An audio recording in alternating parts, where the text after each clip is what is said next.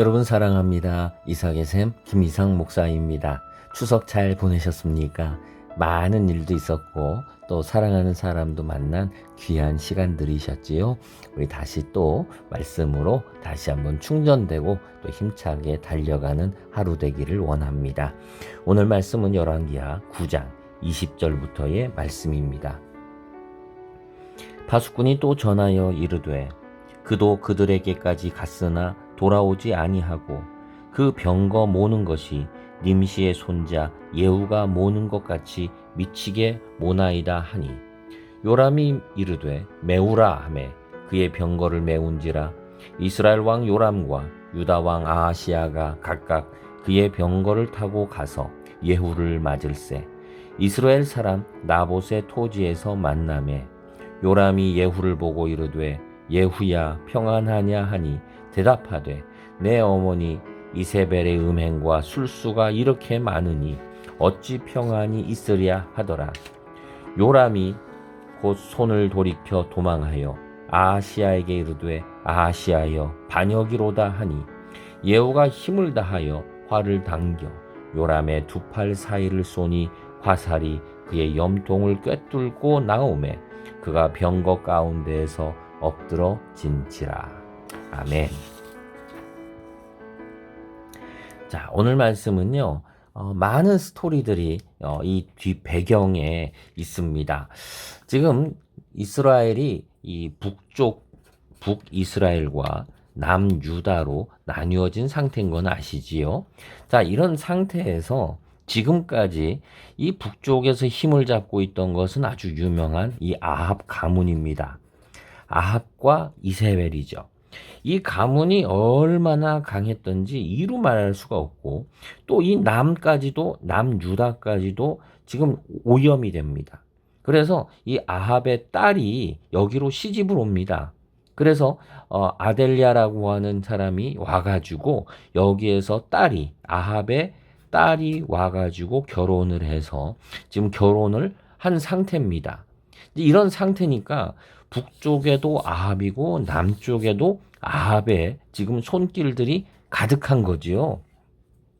이렇게 지금 신앙적으로 볼 때는 우상의 세력들 그리고 정치적으로도 아주 불의한 악한 사람들이 가득한 거예요.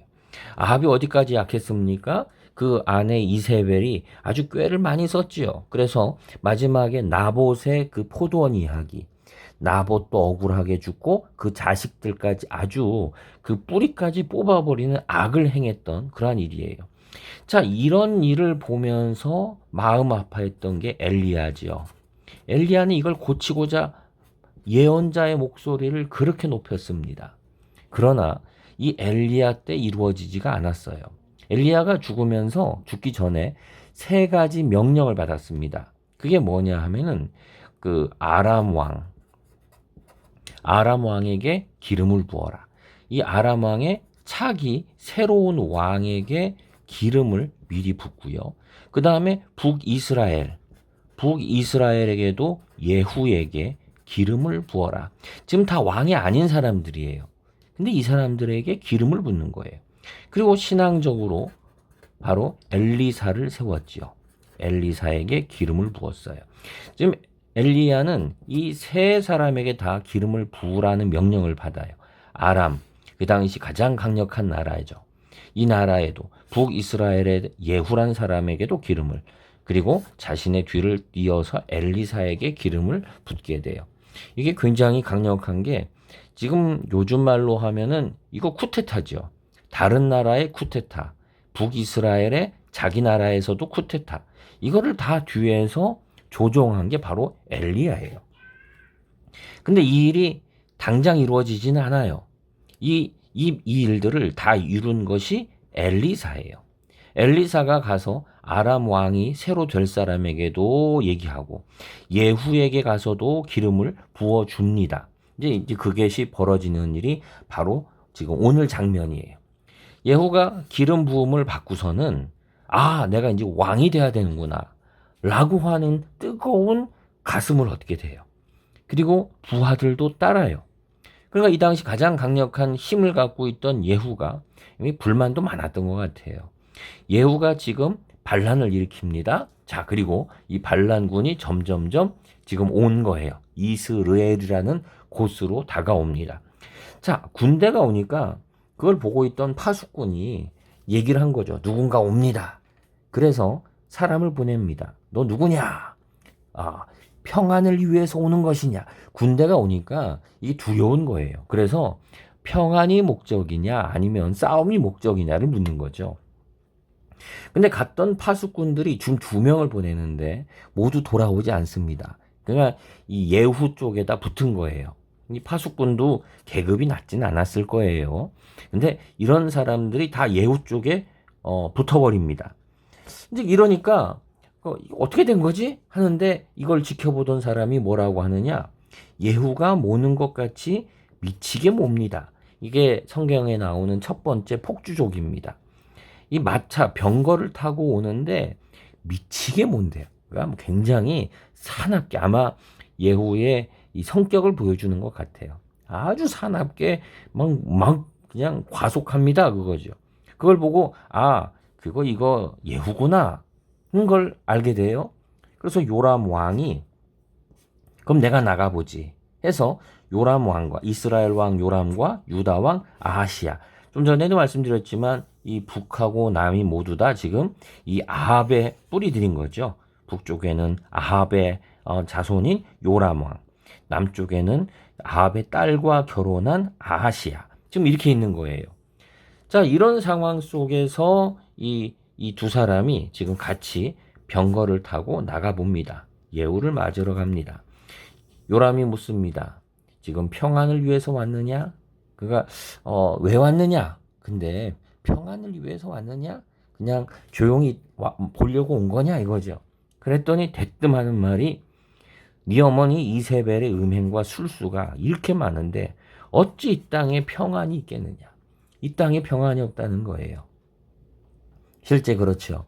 온갖 불의와 악함이 지금 막 넘쳐나는 거죠. 자, 이걸 보면서 어찌 평안이 있겠느냐? 국민들에게, 시민들에게 평안이 없는데 어찌 평안이 있겠느냐? 그 말을 듣고 요람이 아이쿠 이거 반역이다 하고 외치고 도망갑니다. 그랬지만 결국 그 화살에 결국 찔려서 이제 결국은 죽게 되죠. 죽을 때에 내일 등장하지만 이제 요람 왕도 죽고 남쪽의 유다 왕 아하시야도 모두 그 자리에서 이제 죽게 되는 것입니다. 자, 그런데 요 일이 벌어지는 장소가 특별하지요. 여기를 보시 21절을 보면 이렇게 나옵니다. 맞으러 나왔는데 맞을새 이스라엘 사람 나봇의 토지에서 만났다. 나봇의 사건은 이미 벌어진 일이었죠. 억울하게 이 나봇이 자기의 포도원을 뺏겼지요. 그렇게 뺏기면서 또 그 거짓 증인과 재판을 통해서 나봇뿐만 아니라 아들들까지도 모두 다 죽게 됐습니다. 이건 정말 불의한 일이었죠. 신앙적인 걸 넘어서 이 사회 정치적으로도 아주 악한 그러한 일이 벌어졌고, 그리고 문제는 이러한 일이 벌어졌는데 모두가 침묵을 했다는 거예요. 사법부도 검사도 경찰도 정치인들도 모두 다 침묵을 했어요. 왜요? 이 일을 한 것이 바로 이세벨이었거든요. 왕의 부인이 이걸 앞장서서 했어요. 이걸 앞장서서 하니까 모두 다 이 권력가, 이 왕의 부인이 이러니까 모두 다 침묵을 해버린 거예요. 이것을 하나님은 참으실 수가 없었어요. 그래서 엘리야가 가서 이것에 대해 경고를 했지요. 바로 이 나봇이 억울하게 죽은 이 땅에서 아방 당신도 죽을 것이요. 당신의 자식들도 죽을 것이요라고 하는 그러한 심판의 경고를 하는 장면이 있었습니다. 바로 지금 요 자리예요. 지금 이 아합의 자손들이죠. 요람도 아합의 자손이고 아하시야도 지금 관계가 있는 거죠. 자, 이 두 세력이 모두 다 아합의 세력에 들어있던 이 사람들이 이 지금 나봇의 이 토지에서 예후를 만난 거예요. 왜 만났습니까? 바로 심판이지요. 하나님은 잊지 않고 계셨어요. 억울하게 죽은 나봇의 피가 외치는 것을 잊지 않고 계셨어요. 사람들은 당장 눈에 보이는 권력과 이세벨 때문에 침묵했어요. 이세벨에게 아부했어요. 어디에도 의로움이 없었어요. 그런데 하나님은 그걸 보고 계셨어요. 우리는 말합니다. 하나님 어디 계십니까? 하나님은 왜 우리의 고통을 모르십니까? 모르시는 게 아니에요. 하나님은 알고 계셨어요. 그리고 이것을 지켜보고 계셨다는 거예요. 그리고 때가 되자 그 하셨던 말씀대로 그대로 이루어져요. 바로 이 왕들이 바로 이 나봇의 땅에서 죽는다는 거예요. 심판을 당한다는 거죠. 여러분, 오늘 말씀은 우리들에게 얼마나 참 중요한 말씀인지 모릅니다. 하나님은 그냥 넘어가지 않습니다. 하나님은 심판하시는데 특별히 이 땅의 눈물들, 하나님밖에 호소할 것이 없는 정치인도, 경찰도, 군대도, 정치인들도, 또는 법관들도, 법도, 변호사도 아무도 우리의 소리를, 그 눈물 흘리는 사람들의 소리를 들어주지 않을 때 이 사람들이 호소할 수 있는 곳은 하나님밖에 없어요. 그때면 하나님은 이 심판을 반드시 하시게 된다라고 하는 거지요. 우리 사회는 정말 이 눈물 흘리는 사람들, 억울하게 아파하는 사람들의 눈물에 대해서 우리는 아파하고 또 이곳에 하나님의 의로움이 이루어지도록 우리는 애쓰고 있습니까? 그러지 못할 때 하나님께서 나서셔서 이렇게 바로 이 나봇의 땅에서 하나님의 심판이 이루어지게 하는 것을 보게 됩니다.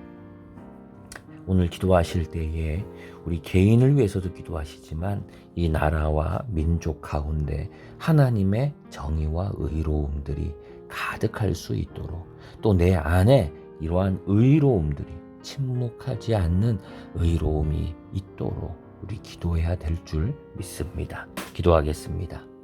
하나님, 눈물을 기억하시는 하나님, 결국 나봇의 땅에서, 나봇의 피눈물이 흘렀던 바로 그 땅에서 두 명의 왕을 결국 심판하시게 되는 장면을 봅니다. 하나님, 이 땅에 수많은 눈물들이 있습니다.